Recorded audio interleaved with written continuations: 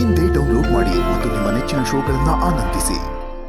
ಆದ್ರೆ ನಾನು ಅವಳನ್ನ ಮದುವೆ ಆಗಕ್ಕೆ ಖಂಡಿತ ರೆಡಿ ಇಲ್ಲ. ನೀವೇನಾದ್ರೂ ನನಗೆ ಫೋರ್ಸ್ ಮಾಡಿದ್ರೆ ನಾನು ನಿಮ್ಮನ್ನೆಲ್ಲಾರ್ದು ಬಿಟ್ಟು ಎಲ್ಲಾದ್ರೂ ಹೊರಟೋಗ್ತೀನಿ ಅಷ್ಟೇ. ಯಾರು ನನ್ನ ತಡಿಬೇಡಿ.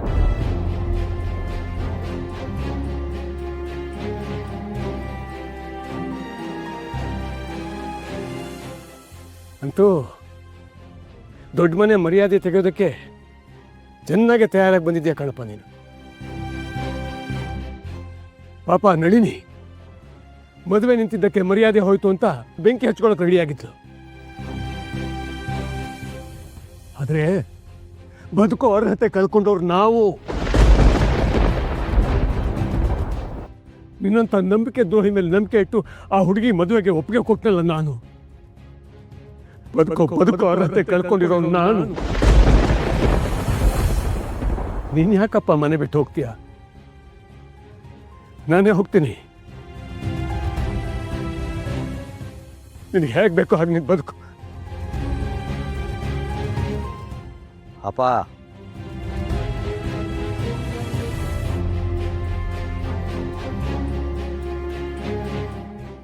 ಆದಿ ಅಮ್ಮ ಸರೋಜ ಸರೋಜ ಅಜ್ಜಿ ಅಜ್ಜಿ ಅಜ್ಜಿ ಸರೋಜ ಇಲ್ಲಿ ನೋಡಿಲಿ ಇಲ್ಲಿ ಸರೋಜ ಇಲ್ಲಿ ನೋಡಿಲ್ಲಿ ಅಜ್ಜಿ ಕಣ್ಣಿಗೆ ಅಜ್ಜಿ. ಸರೋಜ ಇಲ್ಲಿ ನೋಡಿಲ್ಲಿ. ದಯವಿಟ್ಟು ಕ್ಷಮಿಸಿ. ಅವಳು ಬುದ್ಧಿಗೆಟ್ಟವಳ ಥರ ಮಾತಾಡ್ತಾಳೆ. ಅವಳು ಪರವಾಗಿ ನಾನು ಕ್ಷಮೆ ಕೇಳ್ತೀನಿ. ಕ್ಷಮಿಸಿ, ಬೇಜಾರು ಮಾಡ್ಕೊಂಬೇಡಿ. ಪರವಾಗಿಲ್ಲಪ್ಪ. ಮದುವೆ ನಿಂತು ಹೋದಾಗ ಸಂಕಟ ಆಗೋದು ಸಹಜ. ಮನೆಯವ್ರು ಅಂದಮೇಲೆ ಒಂದು ಮಾತು ಬರುತ್ತೆ, ಒಂದು ಮಾತು ಹೋಗುತ್ತೆ. ನೀನೇನು ಬೇಜಾರು ಮಾಡ್ಕೋಬೇಡಪ್ಪ. ಹೋಗಿ ಅವಳಿಗೆ ಸಮಾಧಾನ ಮಾಡು. ಅಮ್ಮ, ಚಿಕ್ಕಪ್ಪ, ನೀವಿಬ್ಬರು ಬೇಜಾರು ಮಾಡ್ಕೋಬೇಡಿ. ನಾನೊಂದ್ಸಲ ಹೋಗಿ ಮಾತಾಡ್ಕೊಂಡ್ಬರ್ತೀನಿ.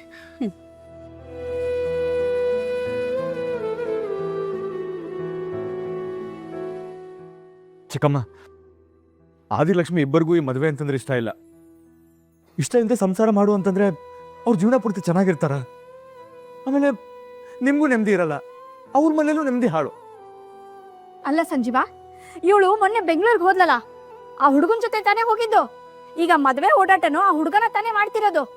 ಜೊತೆಗಿದ್ರೆ ಇಬ್ರು ಹೊಂದ್ಕೋತಾರೆ ಬಿಡು. ನನಗೆ ಒಂದ್ ಅರ್ಥ ಆಗ್ತಾ ಇಲ್ಲ. ಇಷ್ಟು ಒಳ್ಳೆ ಹುಡುಗ ಬಂದ್ರೆ ನೀನ್ ಯಾಕೆ ಬೇಡ ಬೇಡ ಅಂತಿದ್ಯಾ?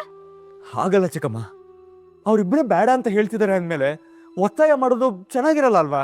ಓಹೋ, ಮರ್ತ್ ಹೋಗ್ಬಿಟ್ಟಿದೆ ಕಣಪ್ಪ. ನಾನು ಮರ್ತ್ ಹೋಗ್ಬಿಟ್ಟಿದೆ ನೋಡು. ನೀನ್ ಎಷ್ಟಾದ್ರೂ ಅವ್ರ ಮನೆ ಹಿರಿಯಳೆ ಅಲ್ವಾ? ನಿನಗೆ ನಿನ್ ತಂಗಿ ಮದ್ವೆ ನಿಂತು ಹೋಗಿದ್ಕಿಂತ ನಿನ್ ಹೆಂಡತಿ ಮನೆಯವರು ಹೀಗೆ ಯಾರ್ಯಾರನೋ ಮದ್ವೆ ಆದ್ರೆ ನಿನ್ ಮರ್ಯಾದೆ ಕಡಿಮೆ ಆಗತ್ತೇನೋ ಅಂತ ಅಲ್ವಾ? ಅಲ್ಲಪ್ಪ, ಯಜಮಾನ್ರ ಮೊಮ್ಮಗಳು ನಿಮ್ ಮನೆಗೆ ಸೊಸೆಯಾಗಿ ಬರ್ಬೋದು, ಆದ್ರೆ ನನ್ ಮಗಳು ಅವ್ರ ಮನೆಗೆ ಸೊಸೆಯಾಗಿ ಹೋಗೋ ಹಾಗಿಲ್ವಾ? ನನ್ನ ತಂಗಿ ಲೈಫ್ ಚೆನ್ನಾಗಿರ್ಲಿ, ಅವಳು ಖುಷಿಯಾಗಿರ್ಲಿ ಅಂತ ಹೇಳಿದೆ. ಅವಳ ಜೀವನ ನೋಡ್ಕೊಳಕ್ಕೆ ನಾವಿದ್ದೀವಿ. ಯಾಕೆ ಇಷ್ಟು ವರ್ಷ ಮಾಡಿಲ್ವಾ? ಅವಳಿಗೆ ಯಾವ್ದು ಒಳ್ಳೇದು ಯಾವ್ದು ಕೆಟ್ಟದ್ದು ಅಂತ ನಿರ್ಧಾರ ತಗೊಳ್ಳೋ ಹಕ್ಕು ನಮಗಿಲ್ವಾ? ಬಂದ್ಬಿಟ್ಟ ದೊಡ್ಡದಾಗಿ ಹೇಳಕ್ಕೆ. ಸರಿ ಚಿಕ್ಕಮ್ಮ.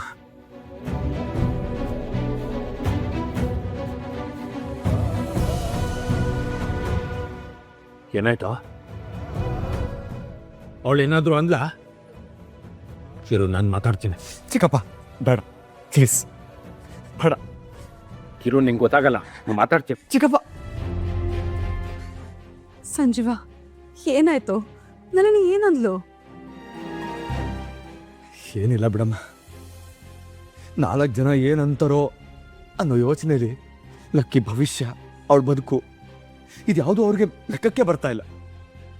ಛೇ, ಲಕ್ಕಿ ಕನ್ಸನ್ನೇ ಸಮಾಧಿ ಮಾಡಿ ಅದ್ರ ಮೇಲೆ ಮರ್ಯಾದೆ ಅನ್ನೋ ಗೋಪುರ ಕಟ್ಟಕ್ಕೆ ಹೊರಟಿದ್ದಾರೆ. ಏನು ಹೇಳಿ ನಾನು ಚಿಕ್ಕಮ್ಮಂಗೆ? ಲಕ್ಕಿ, ಯಾರ್ದೋ ನಿರ್ಧಾರಕ್ಕೆ ನಿನ್ನ ಲೈಫ್ನ ಹಾಳು ಮಾಡ್ಕೊಳಕ್ ಬಿಡಬೇಡ ಪ್ಲೀಸ್. ಇಲ್ಲ ಸಂಜೀವ, ಏನು ನೀನು? ಅವ್ರ ಅಮ್ಮ ಅಷ್ಟೆಲ್ಲ ಗಲಾಟೆ ಮಾಡ್ತಾರಮ್ಮ, ಪರವಾಗಿಲ್ಲ. ಅದಕ್ಕೆಲ್ಲ ಹೆದರ್ಕೊಂಡು ಲಕ್ಕಿ ಲೈಫ್ನ ಹಾಳಾಗಕ್ಕೆ ಬಿಡಬಾರ್ದು.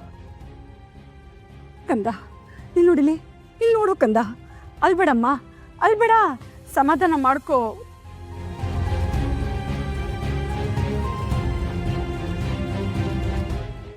ತಡಮ್ಮ, ನಾನು ಬೆಂಗಳೂರಿಗೆ ಹೋಗಿ ಓದ್ಕೋತೀನಿ. ನಾನು ಇಲ್ಲಿಗೆ ಬರಲ್ಲ ದೊಡ್ಡಮ್ಮ. ನನ್ನಿಂದ ಯಾರಿಗೂ ಅವಮಾನ ಆಗೋದು ಬೇಡ. ನಾನು ಅಲ್ಲೇ ಹೋಗಿ ಓದ್ತೀನಿ. ನನಗೆ ಮದುವೆನೇ ಬೇಡ. ಹೋಗ್ಲಕ್ಕೆ ಚಿಕ್ಕಪ್ಪ ಚಿಕ್ಕಮ್ಮನ ಹತ್ರ ಮಾತಾಡು. ನಿನಗೋಸ್ಕರ ನೀನೇ ನಿಂತ್ಕೋಬೇಕು. ಹೋಗು.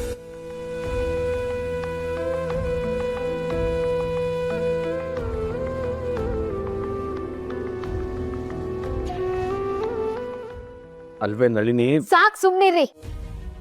ಪುರಾಣ ಮಾತಾಡು ಅಂದ್ರೆ ಮಾತಾಡ್ಬಿಡ್ತೀರಾ. ಇಷ್ಟು ವರ್ಷ ಇವಳಿಗೋಸ್ಕರ ಮಾಡಿದ್ದು. ಇವಳನ್ನ ಈ ಮಂಟಪ ಹತ್ಸಕ್ಕೆ ನಾನು ಪಟ್ಟಿರೋ ಪಾಡು ಆ ದೇವರಿಗೆ ಗೊತ್ತು. ಇನ್ಮೇಲಾದ್ರೂ ನನ್ನ ಮಕ್ಕಳ ಭವಿಷ್ಯದ ಬಗ್ಗೆ ಯೋಚನೆ ಮಾಡೋಣ ಅಪ್ಪ ಅನ್ನೋ ಹೊತ್ತಿಗೆ ತನ್ನ ಕಾಲ ಮೇಲೆ ತಾನೇ ಕಲ್ಲು ಎಳ್ಕೊಂಡ್ಬಿಟ್ಲು.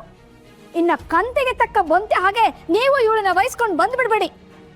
ಸಾಕು. ಯಾರಾದ್ರೂ ಕೇಳಿಸ್ಕೊಂಡ್ರೆ ಏನಾಗತ್ತೆ? ಕೇಳಿಸ್ಕೊಳ್ಳಿ. ಈ ವಿಷಯ ಯಾವತ್ತೂ ಎಲ್ಲೂ ಮಾತಾಡಬೇಡ ಅಂತ ಹೇಳಿದ್ದೆ ತಾನೆ.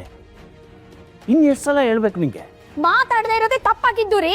ಲಕ್ಷ್ಮಿಗೆ ಬುದ್ಧಿ ಬಂದಾಗಲೇ ಹೇಳ್ಬಿಡ್ಬೇಕಾಗಿತ್ತು, ನೀ ನನ್ನ ಮಗಳಲ್ಲ, ನಾನು ನಿನ್ ತಾಯಿ ಅಲ್ಲ, ಮದುವೆ ಮಾಡ್ಕೊಂಡು ಹೋಗ್ಬಿಡು ತಾಯಿ ಅಂತ. ನಿಮಗೋಸ್ಕರ ಸ್ವಂತ ಮಗಳು ಅಂತ ನಾನು ನೋಡ್ಕೊಂಡಲ್ಲ, ಅದೇ ನಾನು ಮಾಡಿದ ದೊಡ್ಡ ತಪ್ಪು. ನಳಿನಿ ಸಾಕು, ಸುಮ್ಮನಿರು. ಯಾರಾದ್ರೂ ಕೇಳಿಸ್ಕೊಳ್ಳಿ. ಆಗ್ಲಾದ್ರೂ ಎಲ್ರಿಗೂ ನನ್ನ ಕಷ್ಟ ಅರ್ಥ ಆಗುತ್ತೆ. ಅಲ್ಲ ರೀ, ಇದು ಒಂದು ವಿಷಯಕ್ಕೆ ನಿಮಗ್ ಬಂದ್ಬಿಡುತ್ತೆ ಎಲ್ಲಿಲ್ದಿರೋ ಕಾಳಜಿ.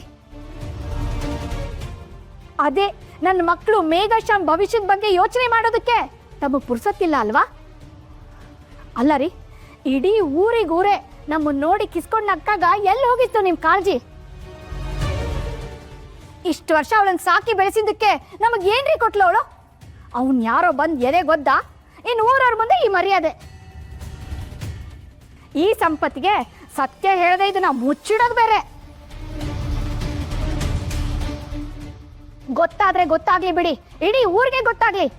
ಆಗ ನನ್ನ ಮರ್ಯಾದೆನಾದ್ರೂ ಉಳಿಯುತ್ತೆ, ನನ್ನ ಮಕ್ಕಳ ಭವಿಷ್ಯನಾದ್ರೂ ಚೆನ್ನಾಗಿರುತ್ತೆ.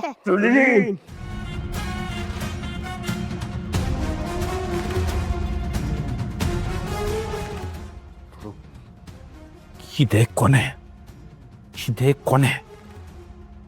ಇನ್ನೊಂದ್ಸಲ ಈ ವಿಷಯ ನೀನು ಮಾತಾಡಬಾರ್ದು.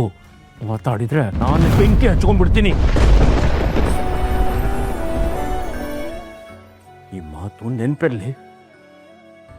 ಲಕ್ಷ್ಮಿ ನನ್ನ ಮಗಳು, ನಮ್ಮ ಮಗಳು. ಗೊತ್ತಾಯ್ತಾ?